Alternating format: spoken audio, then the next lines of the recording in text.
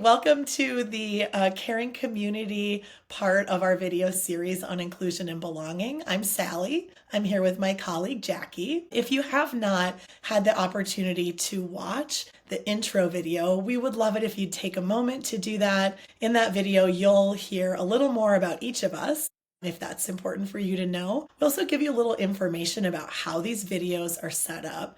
One thing for sure that's important for us to share with you is that in these videos, we are making some assumptions that you have children with and without disabilities in your classrooms, in your childcare, in your family childcare setting already.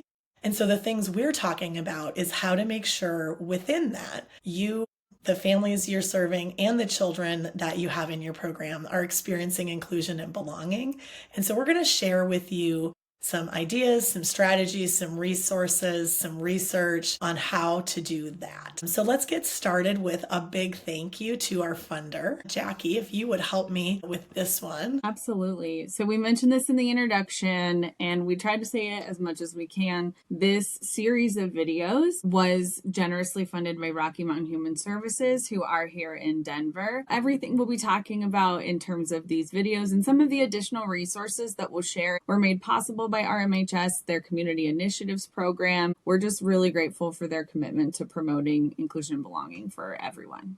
Okay, great. So the Caring Community video series is actually the longest one because within our caring community, we have so many opportunities to intentionally create experiences of inclusion and belonging.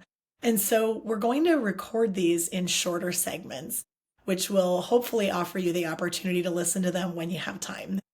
We know how limited everyone's time is. So here's what we'll be working through over the course of this series of videos. On developing a shared understanding of a caring community. You might have some ideas about what that means already, and we can talk a little bit more about what exactly we mean when we say caring community. In the next segment, we'll be talking about creating learning environments that are supportive and welcoming for every child. Again, we'll dig into what are you already doing and what opportunities could you consider. In the third segment, we'll be thinking about community agreements and how community agreements specifically lead to inclusion and belonging. Then we'll move into a segment that's really about recognizing and celebrating everyone's strengths. If you listen to the introduction, you know I have the steady or sticky brain. Jackie's got the bouncy brain, and all ways are real ways. All brains are beautiful. And thinking about how we recognize and celebrate those strengths is really important for our communities of inclusion and belonging. And then the last segment in this part of the video series will be about inclusive social emotional learning. Essentially, we're going to take what you know about social emotional learning and add our belonging lens to it. So let's get started. First, if you want to, you could grab your activity guide. And it's an opportunity to start with just what is a caring community? As you hear that, what comes to mind for you? What do you think might be happening in the ways that children, families, staff are connecting and engaging if they're part of a caring community? How do you think the space would feel? How does it feel for children, for families? So we'll go ahead and pause here, give you a moment to reflect on it, make some notes, text a colleague, and then we'll come back together and share our definition and our guiding principles for a caring community. Okay, so now that you've had a chance to think about caring communities on your own, we wanted to share the things that we're talking about when we reference caring communities that lead to inclusion and belonging. So this resource from NAEYC is around developmentally appropriate practice and specifically the definition of a caring community. This is in your resources. So if you have interest in reading through specifically what is involved, we would encourage you to take that time to do that. In essence, the short version, I'm the person on the team that's like, I need the too long didn't read, the TLDR. So here's the ideas that we have highlighted and we'll be covering in this video series. First, we're thinking about the environment itself. So the space that children are coming into. Is it welcoming? Is it positive? Does it represent the children, families, and staff in our community? Jackie, what would be something you would look for in terms of is it welcoming and positive if you were bringing Juniper or Goldie into a space? I was taking notes because I know what's coming Yeah. up in the pictures, and I wanted to call back to this. And I love what you said. Really, this is going to feel or be different, or every person or family would think of different things. So these are the ideas I have about what I would look for or notice, and someone else might have other ideas, but I would be looking for a space that looked like or felt like kids would want to be there. So a warmth that the adults look happy that kids are there and they've come after a long weekend and that families are there. I would look for open floor open floor plans. So I would know that they are planned for kids who might have motor accessibility support. So maybe use a walker to get around or a wheelchair.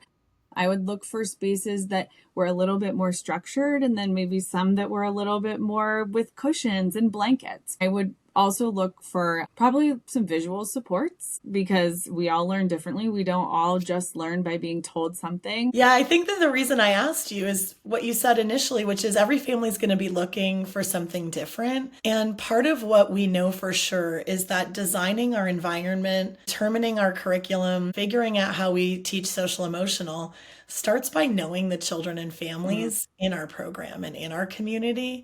And so I'm looking for something similar. My daughter Taryn, she's 20 now, but when we were looking for preschool for her, I was looking for that warmth that you brought up and something that doesn't feel sterile. It looks like, especially when we think about children are in early care spaces sometimes for 7 or 8 hours. If it's a childcare program, we want it to be something that feels representative of the teachers and the staff that are in there and the children that are in there so that we have that comfortability. I did remember what I was going to say. Choice. Like the areas or the activities are set up where it's obvious that, like you said here and in the introduction, Sally, we value different ways of doing things. It's not anyway, it's not chaos. We're not creating early care and learning chaos.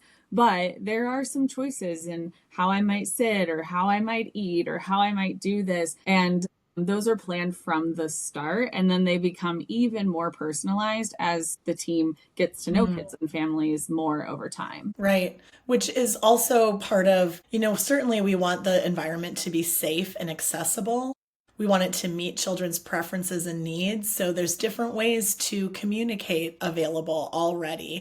There's different options for seating available already. And so when we think about the environment, basically we're going to talk through in our next segment, but we're looking for things that represent the actual children, families, and staff in our program. And it feels the way our community defines warm, welcoming, supportive. And then it's designed with every learner in mind from the beginning.